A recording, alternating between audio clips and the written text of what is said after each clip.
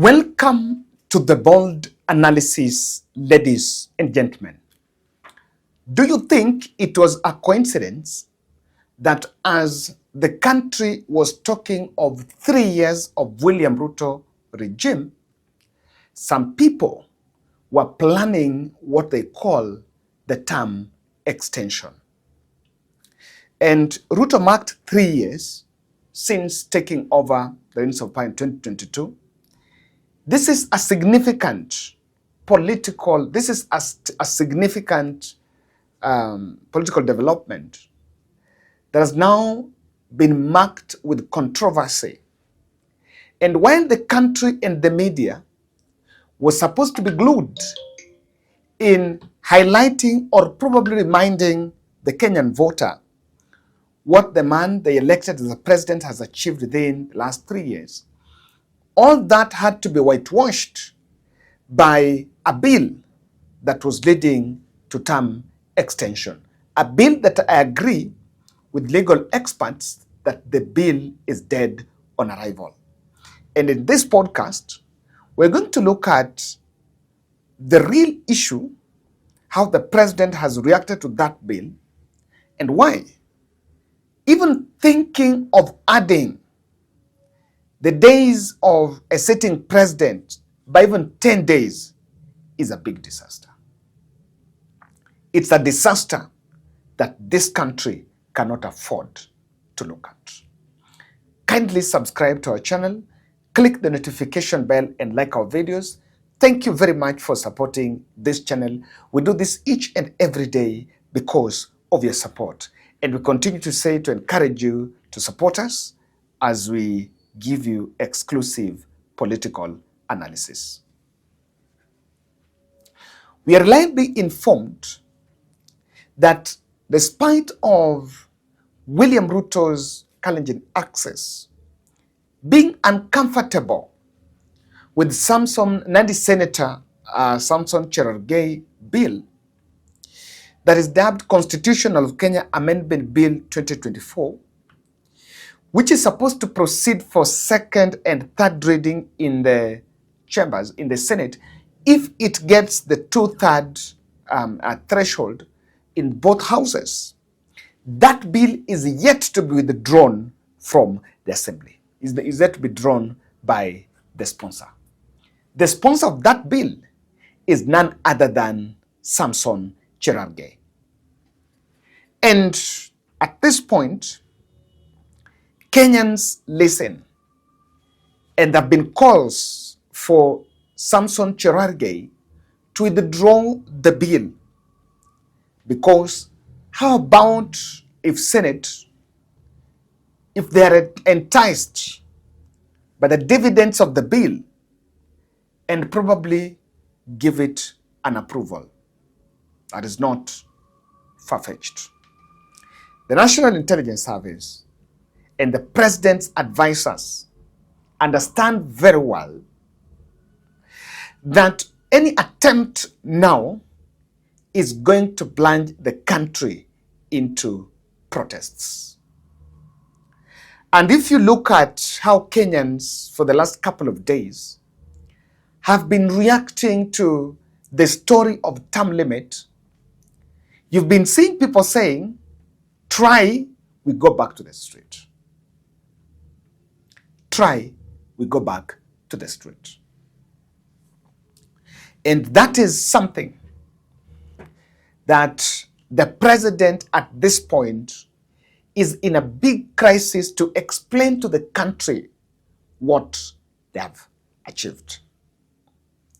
I want to tell you three principal reasons why trying to tweak the term limit of either MCA, governor, MP, senator, or president at this point is going to be a disaster.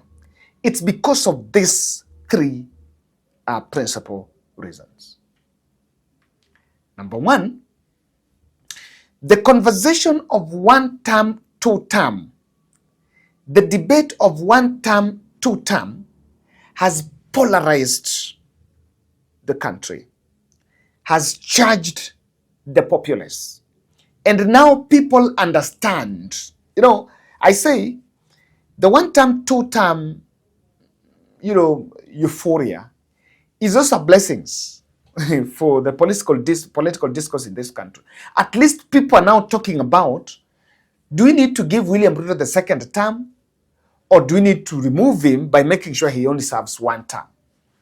Probably it has settled the debate that President Ruto will finish his term and there should be just be that one term. And because of the one term, two term, if someone comes up with an extension of term limit, then that person is simply saying he's trying to circumnavigate his way through the Katiba to get the second term.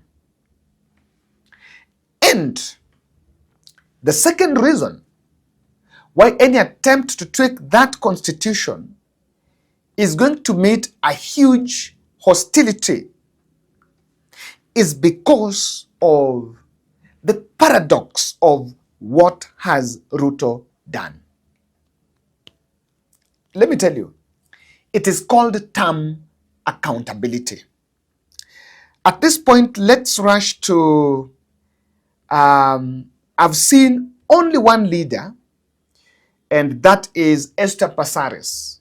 We were discussing her tweet and someone was saying Esther Passaris probably is just angling a tender somewhere, and that's why he's trying to look good in front of the president. It's only Esther Passaris that has done a tweet about William Ruto's 3 years. Even his close lieutenants are all quiet about it. The Oscar Sudis, the people who normally talk on behalf of the president, the Haben Nasir, the Mutai Ngunyis, the online battalion that normally tells the country what Ruto has done, are all quiet. Look at this tweet, and this tweet will show you that William Ruto is in a big crisis about the next election. Messaging. This is Passaris. Congratulations, President William Ruto, on marking 3 years in office as the President of the beautiful Republic of Kenya. From delivering on affordable housing, stabilizing year-to-year inflation, and supporting Kenyan sports like never before, to curbing corruption, setting up a panel of experts to compensate families of victims of demonstration, all while working to lower the cost of living and improving healthcare standards, your leadership has steered the country through remarkable milestones.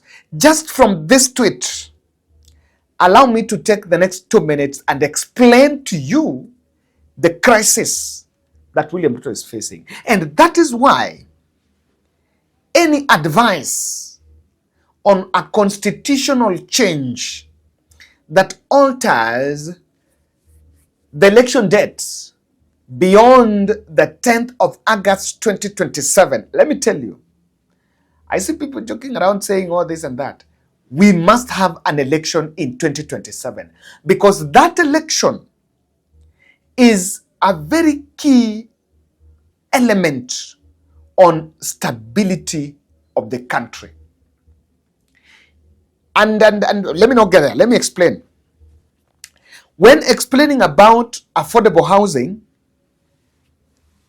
I would want you to understand, and I have a video I'm going to play to you, that no one knows how much has been spent. And even the CEO of affordable housing has not been able to defend how they spent the money. Watch this interview by Sam Gituku interviewing the affordable housing CEO. Talking of the fund, how much money have you collected so far? Since we came to be last year around March, close to 100 billion. 100 billion? Yes. What is the rate per month? About 6 billion. 6 billion per month? Yes. And so you have all these projects going on. You said 200,000 units are under construction? What is the Close cost to of this? around 190. We estimate each project around to each unit at around 2 million Kenya shillings. And remember, when you talk about projects, we have affordable housing projects, we have institutional housing, we have associated social and physical infra. Okay. So you may not look at it as just a single amount that goes only to affordable housing. What I'm asking is, so you've collected 100 billion shillings. Yes. You have projects that are ongoing. What is the cost of those, so that then you can tell me how is the financing being done? The financing for these projects, they are multi-year projects. So there are some that we inherited that had been ongoing. There are some that started last year, and there are some that are ongoing currently. And if you look at the total cost of projects in totality, including the social and physical infra, you're looking at commitments of 600 billion. Okay? 600 billion. But multi-year. So you'll find that probably over this year, in terms of our budget, it's 100 billion. But does not mean that units will be fully completed, all the units that are ongoing. So you have some that started earlier that are going to be completed this year. You have some that started this year that will be completed over the next year, and so on. Averagely, our projects take 24 months to complete. Now, you still haven't answered my question. Let me use a simple example. Okay. 1,400 units have been completed under the current administration. And occupied. Your word, and occupied. What was the cost? Estimate that at 2 million each. No, that's how much you're selling at? No, cost of construction. So you're selling at cost? No, that is the cost of construction of their monies that have gone into the project. In terms of selling, we sell based on different categories under the affordable housing. So you have social housing projects for persons earning below 20,000. You have affordable 20 to 149,000, and above 149. And each of those projects, you'll find that under social, you have a studio, you have a 1-bed. Under affordable, you have a 1-bed, 2-bed, and 3-bed, and they cost different prices. So what we do in terms of estimating cost, we do it per square meter. Okay. Yes, and per each of those three categories. So if I use the cost that you're saying, 1,400 units that are being completed at a cost of 2 million each, then it gives me about 2.8 billion shillings. So where is the balance of from the 100 billion shillings? Where is it going into? Into projects that are ongoing. Those are the ones that were completed over the last financial year. Actually, they were handed over in May and June. You've told me the commitments are up to 600 billion shillings. Yes. So these 100 billion shillings, are you able to say where it's going into? That is what we collected up to the last financial year. That was June, 30th June of last year. So that is what went into financing projects under this program. You mean of the last financial year? Over the last financial year, yes. Yeah? And over this year also now we have projects or financing up to 100 billion. So what you do, you look at, as I've mentioned, projects are multi-year, okay? So you'll find a project that maybe started last year will go into this year and maybe even a bit into the next financial year. But what is approved as budgets is 100 billion. So it covers projects development over this year. Then whatever is left over, we have budgets next year. That finalizes the projects that had started and starts new ones. So if the commitments are up to 600 billion and you're collecting, say, 100 billion shillings, again, your word, in a year, that requires 6 years. Why would you make commitments for projects that will last a whole 6 years? You do that because, remember, this program is it's not a program that you'll say after 5 years it's over, okay? We have targets for the next 5 years. Come on. They cannot account for that money. They're saying they've collected 100 billion. And she's saying the projects are supposed to cost more than 200, 600 billion. And she's saying the cost of constructing the house is 2 million. And if you go and check in the website, the cost of these houses, some bed sitters are going to the tune of 640,000. And 1 bedroom, all the same, depending on town, going to the tune of 2 million. So if you look at how they're explaining it, it's all jumbled together. and there is no clarity on how that money has been spent. Watch this. That is what I was talking about. That's affordable housing. The other one is unsupporting Kenyan sports like never before. Come on.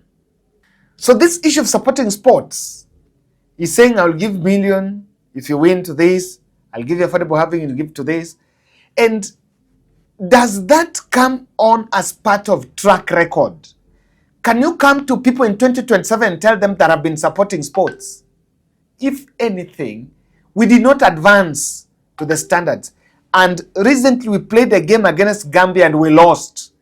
And technically we are out of the World Cup qualifiers. We cannot qualify for World Cup. Can you present that as a track record? Another one. Setting up a panel of experts to compensate families of victims of a demonstration.